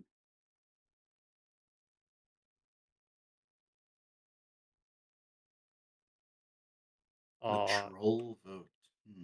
Yeah, if you're just voting to troll. There's always been troll candidates in CSM elections. So yeah, we actually The have thing to is, people wait. didn't realize that Olmeca was a troll vote as well. We actually have to wait like more than a week after voting closes. Yeah, I was see the results. That really annoyed me. Like, so we got like basically like it ends this Monday. We got the entire week, that entire week to wait, and then another entire week to wait. Yeah. But Mac. We are gonna do a live reaction to FanFest, to the FanFest stream, are we not? Well, we will be doing a live. Well, we will be doing live reactions to like the closing ceremony, because that's when the actual show's on. But we can definitely go backwards and forwards through the you know, the like keynote and all that kind of stuff, and talk about like what was said there and stuff like. So expect that show to be fairly significant and fairly large. And I hope you'll be there for it, Eric, some way, shape, or form. You going to be there on the 23rd? The 23rd? Well, so that's what I wanted to tell you. I was going to say this earlier. Yeah. I'm not sure, and Okay. the reason is because my son has decided to be Catholic, so he has his whole Catholic thing. Oh, cool! Like, lunch. Oh, okay. So depending on how long lunch is, I may need you again on the 23rd. Okay, that's fair. So, looking at But yes, it, I want to be here. I want to be here on the 23rd. So We can definitely do a recap on the 30th as well. So it that. says here that the CSM announcement will be at FanFest on the 21st, right? Yes. Yeah. But that'll be in the cannot keynote, I'm find sure it. of it. Will it be in the? There is no keynote on the 21st. There bloody well should be. No, there's community fun, exclusive gamer circle, and that's it by CCP on Thursday. Yeah, because the keynote is on Friday. Yeah, that's the 22nd. Oh shit! So it's on the 21st. Are they just what? So they're just gonna like. I mean, you know. I can go and ask the community team when it's actually going to be, and if it's going to be on stream, because I mean, I don't think they're going to be doing like the elongated kind of thing that they've done previously. Where they go through the various different rounds and see who wins and who doesn't win and who gets knocked out and stuff like that, right? Like who gets past the threshold and all that kind of stuff, right? So, I don't know. Like, I don't know about you guys out there, but like I've always really liked those streams because they're always like, they have that degree of tension, that degree of like, will they, won't they, through the various different rounds, which is really kind of cool. I think it would be a crying shame if they didn't do one of them, and it looks like they're not going to be, which really sucks. I mean, I can ask Zellers if they are. I mean, go for it, but like, it doesn't look like they're doing one. Unless, I mean, I can't find it at all in the schedule, right? Yeah, me neither. It's kind of weird. Unless we're missing something, like, I don't know, anybody out there watching knows, like, feel free to let us know. But like, as far as we can tell, I mean, there is a panel with the community team at 2:30.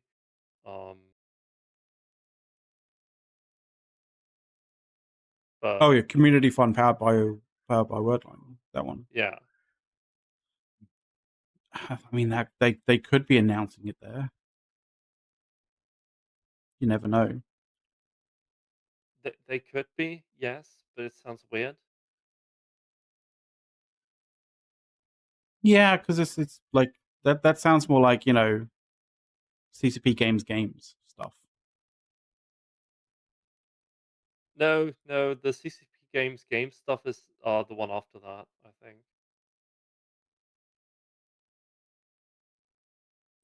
What?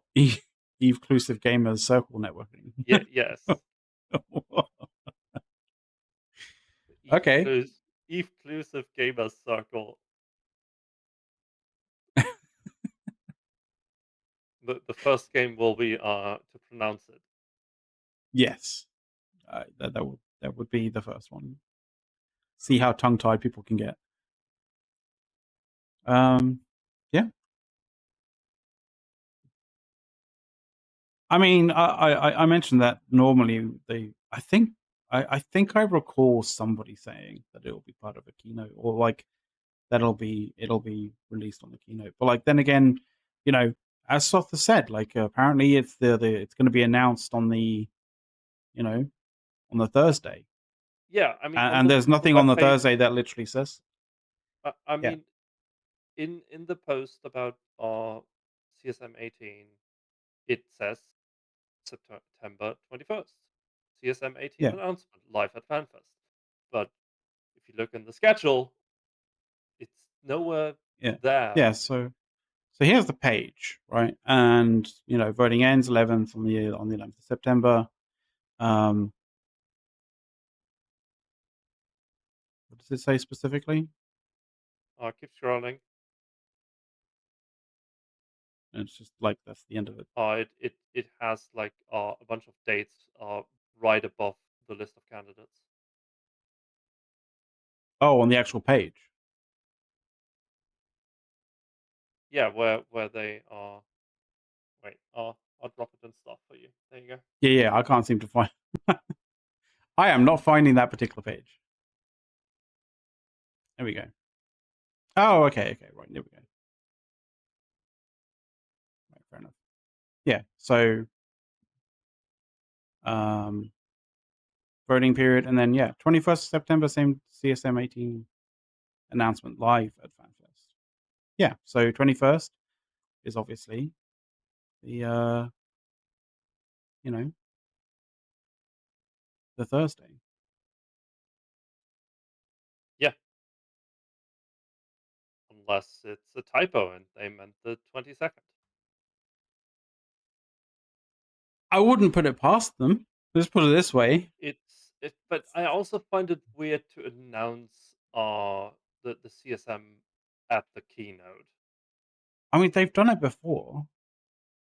Although they haven't actually they have run the thing, but then like announced the full list not publicly, but like announced the full list as like an announcement like on a FanFest before, like on a keynote. But on the actual keynote, I think so. I'm sure I've seen one like that.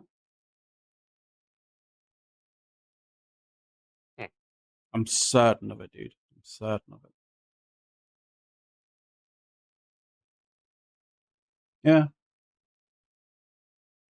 I'd go and actually look through and scroll through the actual keynotes, but I don't think that that's I don't think that's riveting sort of podcast viewing as such. So we'll spare you on that one.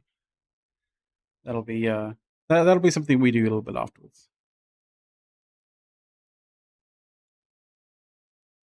But other than that, what are you thinking with regards to the the various different master classes and talks and presentations and stuff coming? Because we've got a nice little breakdown. I'll be honest, I haven't looked. Okay. I mean, there's one on Thursday at 1300 that's right up your alley, by the way. Soth. Odin's Call Alliance. Yeah, Odin's Call Alliance. Lessons from an Alliance tournament.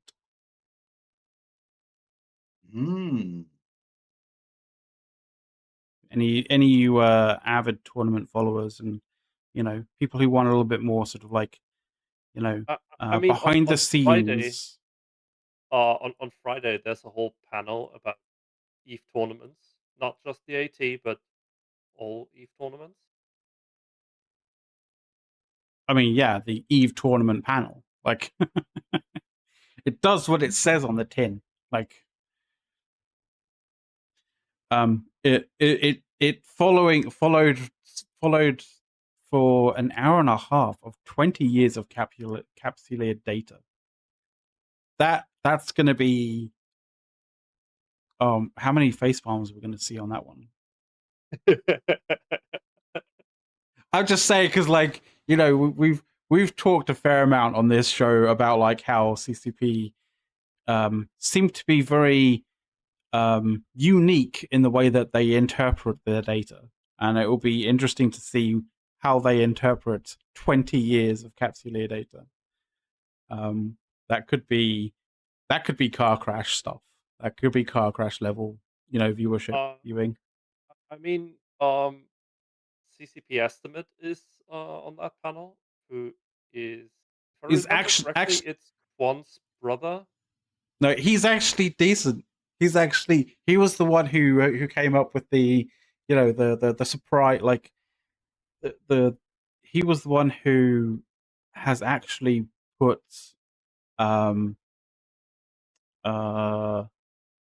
you know, the MERs like together competently, and had put together graphs, like random graphs, like the classic random, was it random graphs, or was it like he was just creating interesting graphs at the end of the MER, which we found very illuminating, interesting.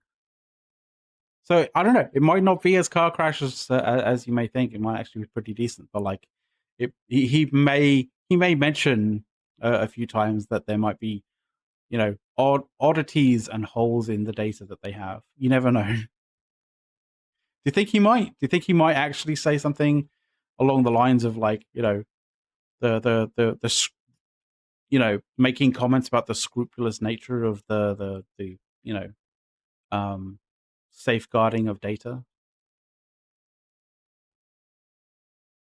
Eh, Yeah.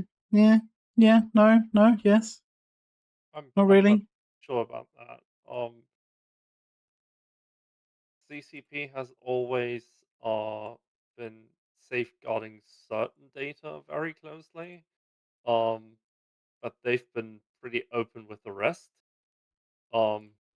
Which is why we can say that their data is bullshit, because they give us so much of it, right? They do, actually, to be fair. Compared to other IPs and other sort of other games, yeah, you get a lot of data about, you know, the goings on in New Eden. Yeah, we don't even have to pay for the API. Don't. I feel Don't give like them ideas. yeah, you're giving them ideas. And I know that this was initially sort of, you know, this was an initial thing that, like, you know, Dirk put out into the ether, but, you know, don't reinforce it, please. It's not a good thing. Yeah, I mean, you can see how it's not a good thing with a certain platform right now that renamed itself to be a single letter. Yes, that's not a good thing. That hasn't really, that particular project hasn't really been going from strength to strength, has it?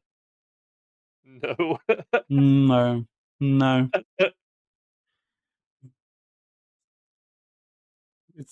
It's very much a case of like falling out of a tree and hitting every single branch on the way down.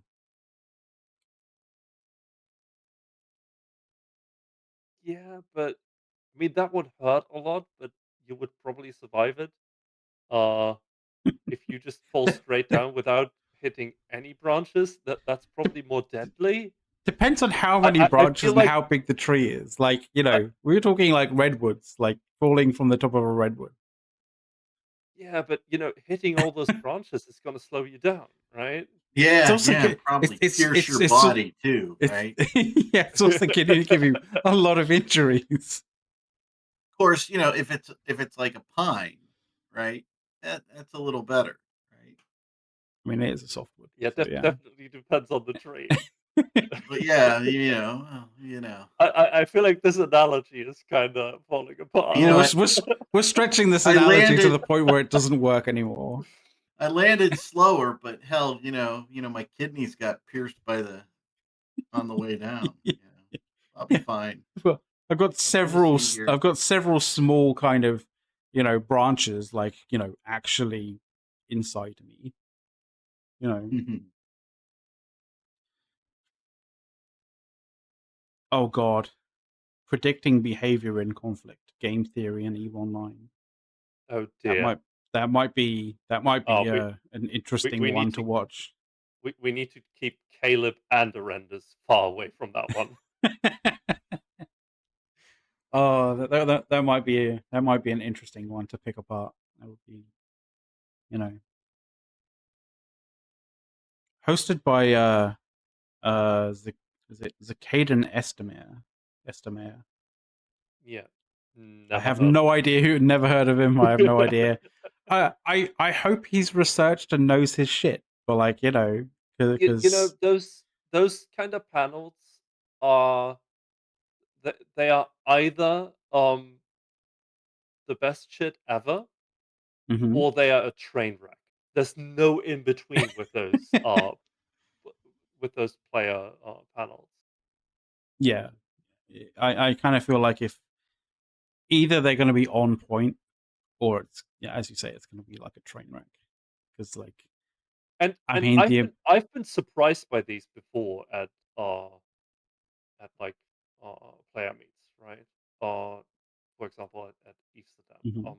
There there there have definitely been some player run panels where I expected nothing but a train wreck and was positively surprised. Um, Yeah.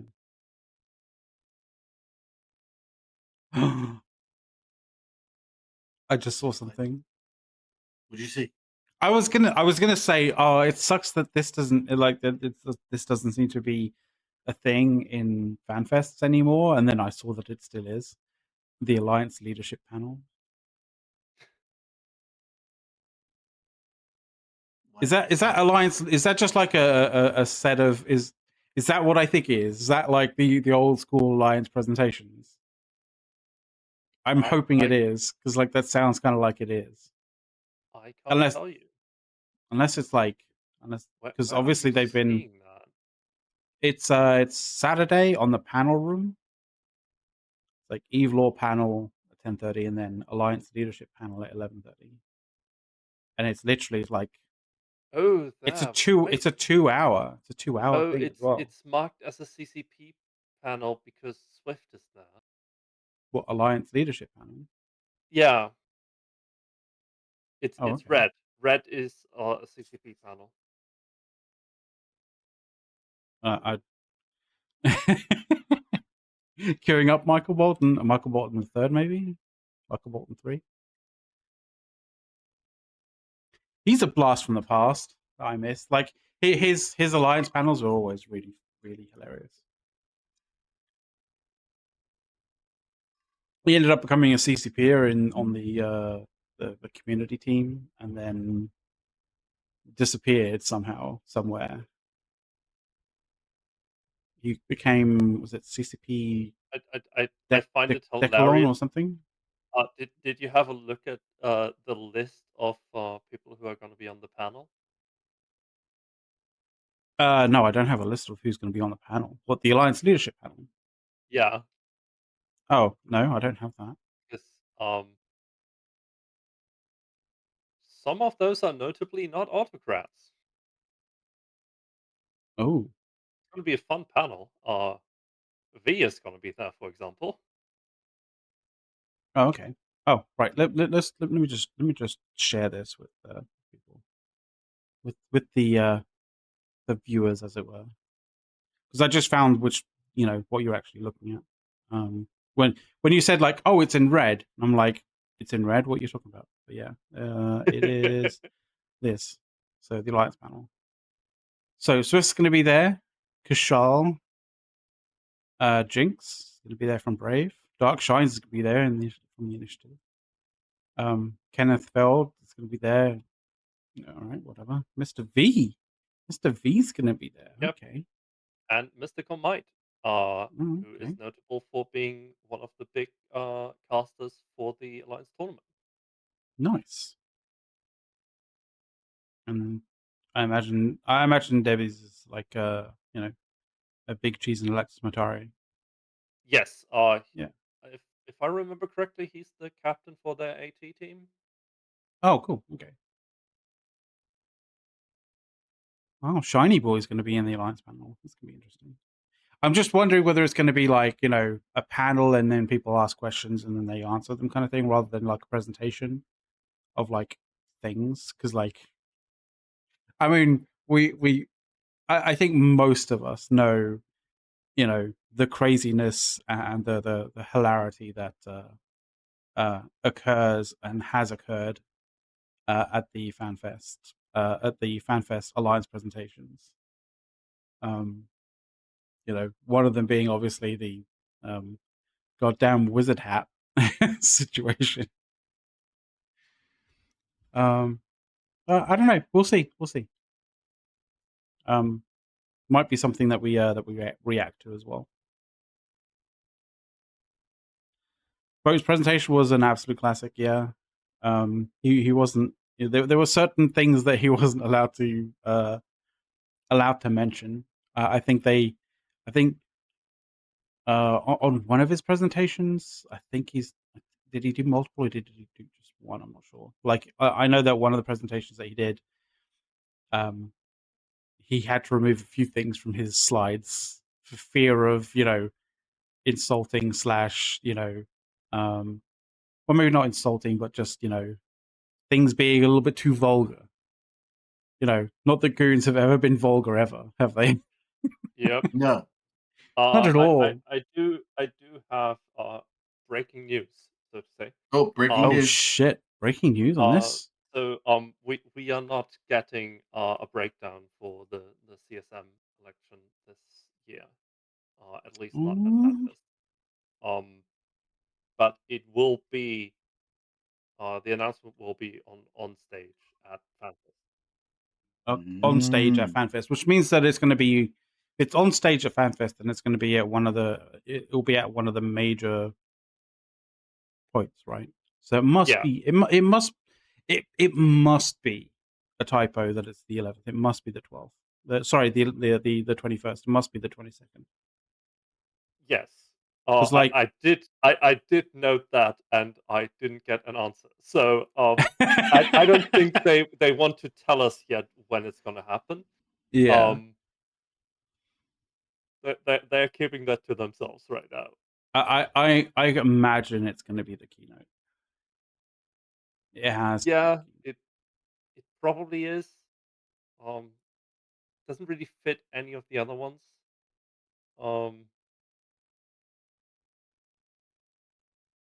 Could be the welcoming ceremony as well.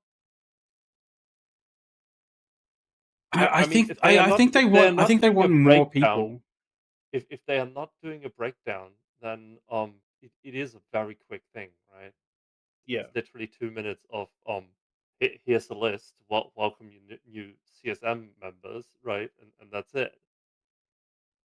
Yeah, but like I think they want like maximum eyes. Surely they would want maximum eyes on that, and that's keynote kind of territory. The welcoming ceremony, so for example, the welcoming ceremony is like 10 in the morning, like for Euros. So like it's it's way super early on a Friday for US but, folks. I mean, I will still be at work for the keynote. Don't know about you. Yeah. Well, yeah. I mean, it is a Friday after all. Yeah. Well, hey, 3 minutes left, boys. Oh shit! Yeah, good. 3 minutes left. We should probably do. We should probably do one last thing. I think all of our one last thing is going to be the same. Maybe we should go through them. Go vote. I have a variation on that. Okay. Because while illegal in the United States, it is legal in this scenario. Vote often and vote many times. And of course, vote the party ticket, goons. You know how to do it. All right. As the state says. Definitely. There's very few things where I go as the state says, but the goon ticket, it's always in the most I think really I say it's advantageous for the game. So I like it. Yeah. That's all on this. I'm definitely not like asking Brisk party. as to whether things are happening. Like,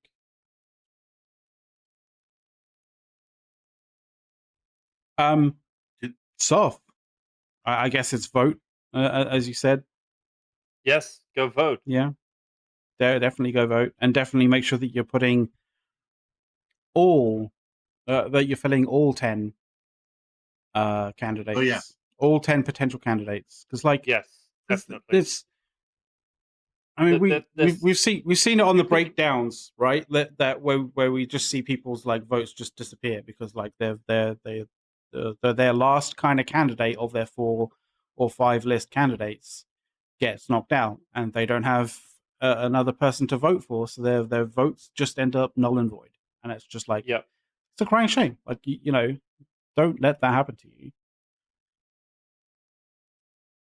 If you need to add another person to that, you know, Pando's great as an FC. He's an incumbent as well, which means he's he knows how the CSM is functioning already.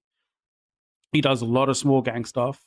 You know, he understands large organizations and how large organization structures work. I would all that say kind of stuff. if you do not have a full list, you're probably not in one of the blocks. So you're probably more interested in the non-block candidate. I mean, I of would the non-block say candidates, like Dutch I'm Gunner, just Oz, Gideon. Yeah. I mean, Mike Azariah, Mark Resurrectors, Phantomite, right? Maybe he will finally make it in again. Stitch is also a good candidate. Torvald. Torvald for sure. Those are Yeah, all good candidates, in my opinion. definitely. So you know, And they you are all haven't. non-block candidates. Mm-hmm. I mean, I have to pimp you know, in it guys, of course. But you know, Of course. I mean, I would say Dark Shines, but like I you know, Dark Shines is all about the large, you know, the large org kind of like a large null block kind of, you know, fighting, which is why I said, you know, if you have a spare one, put Panda on, because like he does legitimately enjoy and, you know, goes out regularly to do small gang and solo stuff. So like he understands that fighting style, that sort of that particular, you know, scenario, right? So if you were looking for another one, you just couldn't find another one who another person to sort of put on your candidate list, and you were thinking like, oh, but you know, what of the null block people aren't, you know, as bad?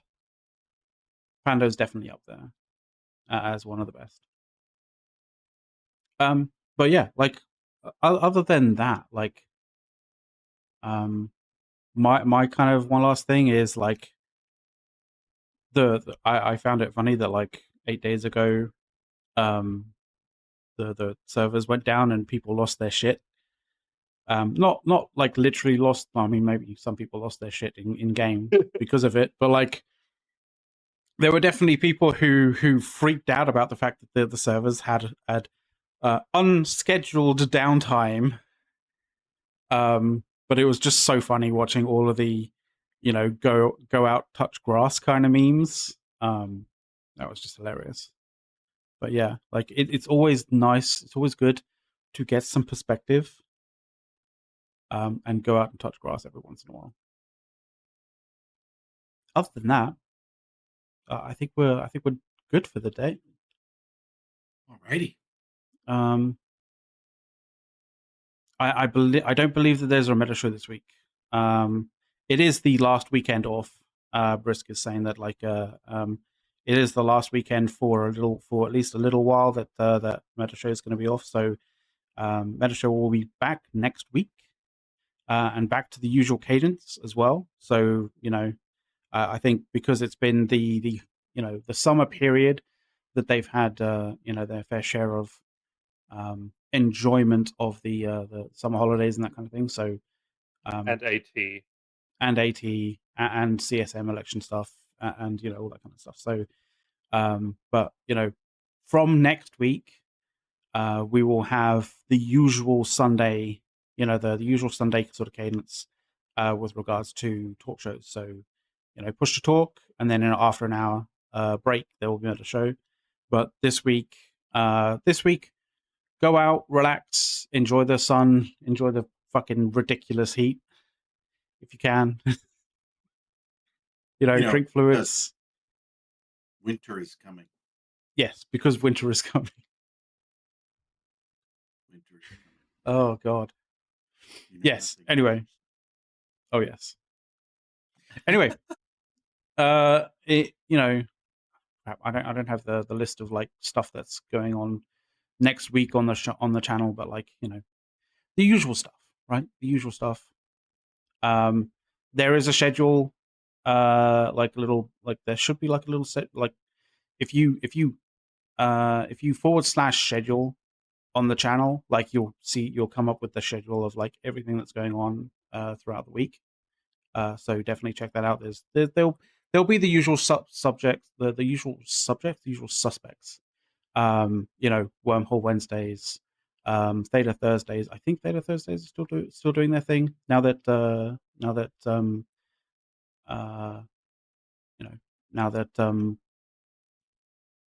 Dawn is back from holidays, right? So all of that kind of stuff. Go check it out. And I think we're still doing. I think the channel's still doing their D&D stuff on the Fridays as well. So go check all of that stuff out. But from all of us here on Push to Talk, see you later. Later. See ya.